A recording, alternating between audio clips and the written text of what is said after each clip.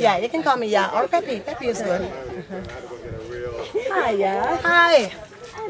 I am standing here with Oyanike. She is one of the members of the Africa for the Africans October 2012 tour group, and we are standing on the property of Afrikiko Resort. A beautiful property. Oh my God, it's like gorgeous. The only thing I would take out of this experience are the lizards, because I am terrified of lizards. But they're so pretty, some Yes. of them. They just, you know, so colorful. So wonderful. They look just like a chicken, a real red head, and a rooster, actually. I will admit that they are beautiful, and seeing so many of them is really helping me. Something else. Exactly, that's true. So let's talk a little bit about you. What do you do in your regular life when you're not in I am a Africa? retired educator. Was an educator for 10 years. I was in the media for 25 years in different facets of the media. And I love to travel. You know, I love to travel. This is my 4th time being in Africa. Wow.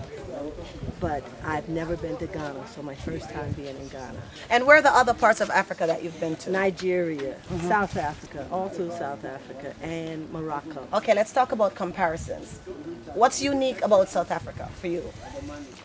You see a vast of so many different cultures and people that were so proud of their heritage, you know, and how they overcame apartheid. And just to see actually the blacks, the browns, and the whites, you know, the colored, the Negroes and the whatever. That was very interesting, yeah. And Nigeria? Nigeria is a vast of money, so much money in Nigeria. But it was so, you had to watch your back.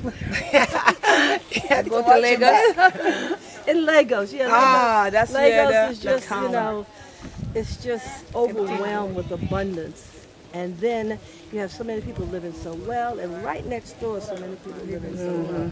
Okay. And that was disturbing to see. What about Morocco? Because all I know about Morocco is Moroccan food. No, but Moroccan food is good. Morocco is nice because, you know, all of the pyramids and the buildings and, you know, and the people, the northern Africans. And it was interesting, the Muslims and so forth. It was nice.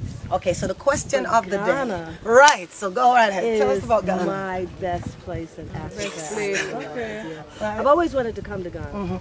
I wanted to come for a really long time. And when I heard about this tour from Sister Sass, I said, oh, I don't really want to go for 2 weeks. I'm going to go for a long time. But I came anyway, and I like it. I'm glad I came.